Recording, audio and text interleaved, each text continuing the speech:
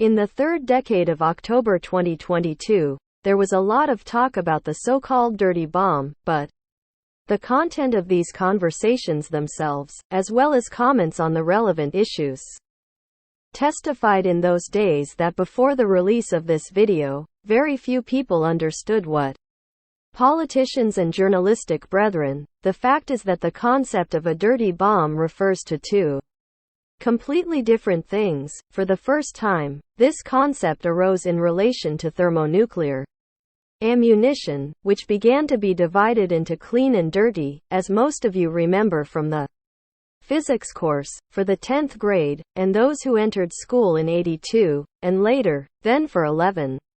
Chain reactions are of two types: reactions of fission of atomic nuclei, and reactions of their fusion bombs in which nuclear fission occurs are called nuclear, or sometimes atomic. They use either enriched uranium as a fissile substance, in which the percentage of the content of the uranium isotope with a mass number of 235 is brought up to 85% higher, or, more often, weapons-grade plutonium, that is, a ball consisting mainly of an isotope of plutonium with a mass number of 239. Ammunition in which atomic nuclei merge is called thermonuclear, and at first, they were called hydrogen bombs.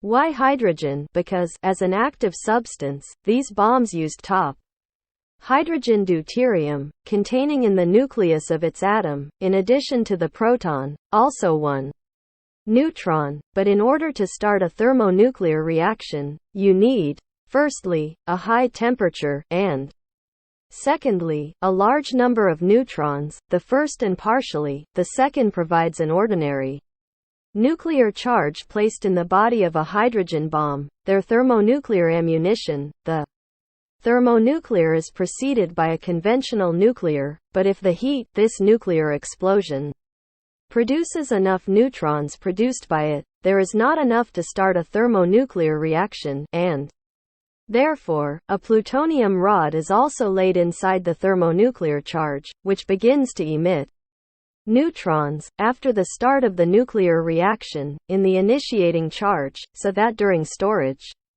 the thermonuclear munition does not emit radioactive radiation into the environment. It is placed in a special shell, and from what this shell is made, it will depend on whether this bomb will be considered dirty, or relatively speaking clean. From the point of view of the energy output of the reaction, this shell is most profitable. Make of ordinary non-enriched uranium, in which the majority is an isotope, with a mass number of 238, that is, the nuclei, which contain 92 protons each, and 146 each. In this case, in the first moments of the thermonuclear reaction, the shell material does not absorb neutrons, but on the contrary, due to its own fission, under the influence of these very neutrons increase their number, and the energy yield of the thermonuclear reaction. The explosion of a thermonuclear device with such a shell is about twice as powerful, and if such a shell had the famous Tsar bomb exploded over Novaya Zemlya, October 30, 1961, then its power in the Trotyl equivalent would not be 58 megatons, but all 100, but then they did not dare to use such a shell in it, being afraid not so much of 100 megatons, as of the repeatedly increasing effect of penetrating radiation, and the occurrence of long-term radioactive contamination of the area.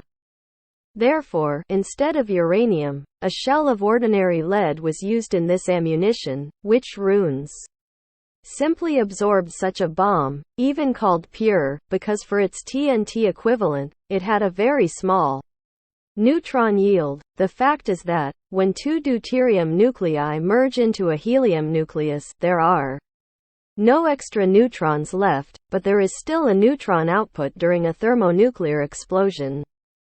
Firstly, neutrons from the nuclear reaction of the initiating explosion, as well as from the same plutonium rod, and secondly, it must be taken into account that deuterium in the hydrogen bomb is not in its pure form, and in a chemical compound with lithium nuclei. Lithium is also involved in the process of a thermonuclear explosion, but this is not a fusion reaction, but a fission reaction, and at the same time, fission forms one helium nucleus, and one third nucleus, that is, another hydrogen isotope containing one proton and two neutrons in the nucleus of an atom. With this reaction, no extra neutrons are formed either, but the reaction immediately enters, formed by the decay of casting 3, 1/3 nucleus, and one Gaither nucleus, also merge into one helium nucleus, but during this reaction, an extra neutron is formed. Some of these extra neutrons will,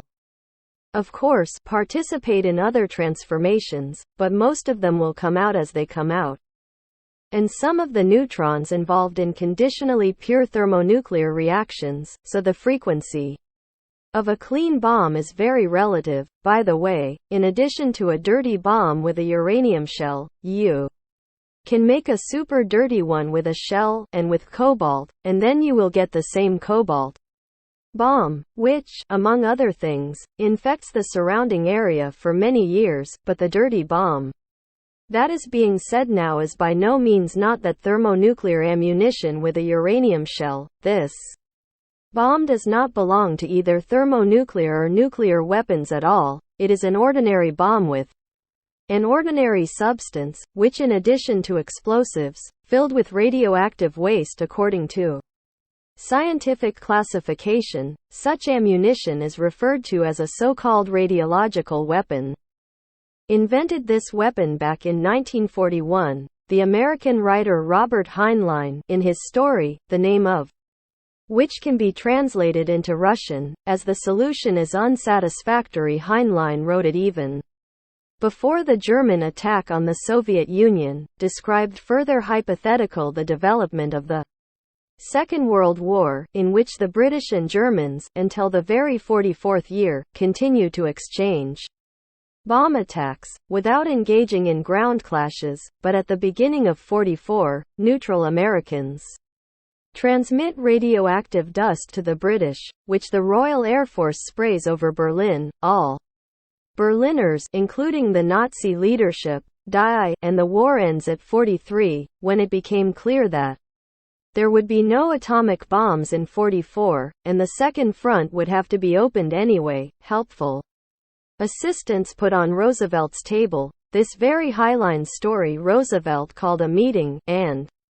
instructed the relevant departments to calculate how many sorties would be required, and most importantly radioactive materials in order to achieve the effect described in the story. The result turned out to be depressing. The cost of such a project exceeded the cost of Manhattan, but even if it were possible to produce such an amount of radioactive dust, the first rain would wash most of it into the storm sewer, and thus, the time of exposure to radiation on Berliners would be determined by the changeable nature of the weather. However, after these calculations, the idea of radiological weapons would not. It was buried. It was revived in the Soviet Union, where it was proposed to use non-radioactive dust as the next agent, and the geranium liquid specially developed for this purpose. It was in 1948, a year before the Soviet Union had its own atomic bomb, concerned that the Soviet Union still had nothing to respond to a possible American nuclear strike.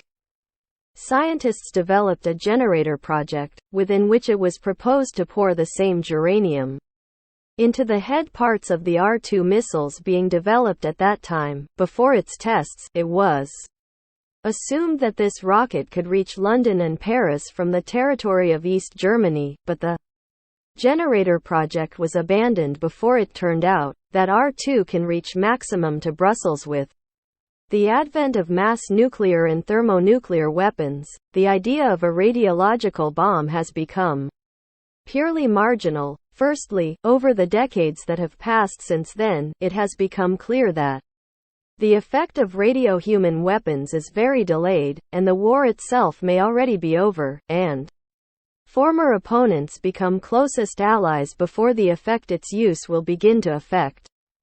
Nevertheless, methods of protection against such weapons have long been developed. A respirator, or even an ordinary medical mask, serve as protection against it, since the main danger to humans is radioactive dust sucked into the body by the respiratory organs. A good result is the removal of the top layer, the soil in the area of infection with its subsequent burial, and the walls and roofs of houses. Paving slabs and asphalt pavement should be treated with built-in water, using irrigation machines, and preferably fire hoses. The population removed from infected areas should be stripped, passed through a washing station, and people should be given clean clothes for thorough washing. Transport should also be subjected. In general, the use of radio baby bombs, the thing is, of course, extremely unpleasant, but with the timely and competent work of the Ministry of Emergency Situations and Civil Defense Formations, the consequences of its use can be minimized. But for now everything is fine. If you liked this issue, put likes. If you didn't like it, put dislikes. If you have something to say about it, write about it in the comments. Write also about what you would like to see the next issues, and in order not to miss these issues, subscribe to the Pravda channel.